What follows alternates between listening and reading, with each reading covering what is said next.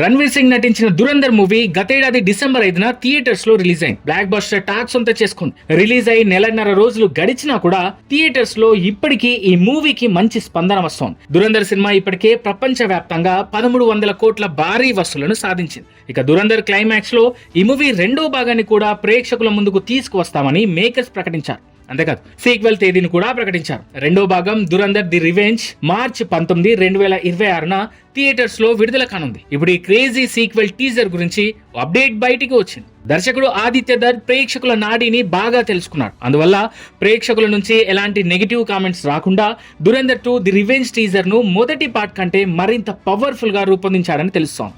ఈ చిత్రానికి censor board నుంచి ఏ సర్టిఫికేట్ లభించింది. Central board of film certification జనవరి 19న ఈ టీజర్ ను ఆమోదించి ఏ సర్టిఫికేట్ ని ఇచ్చేసింది.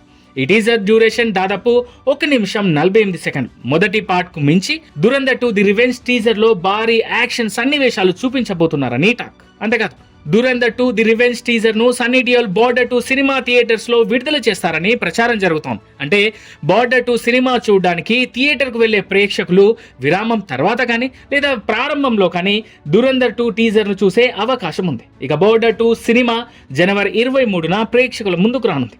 కాందహార్ విమానం హైజాక్, 2001 పార్లమెంట్ దాడి, 26/11 ముంబై దాడుల తర్వాత నిఘా సంస్థల కార్యకలాపాల కథ ఆధారంగా దురంధర్ మూవీని నిర్మించారు మేకర్స్. బాక్స్ ఆఫీస్ దగ్గర భారీ విజయం సాధించిన ఈ సినిమాపై కొన్ని విమర్శలున్నా కూడా ఈ సినిమా బాక్స్ ఆఫీస్ దగ్గర దుమ్ము లేపింది.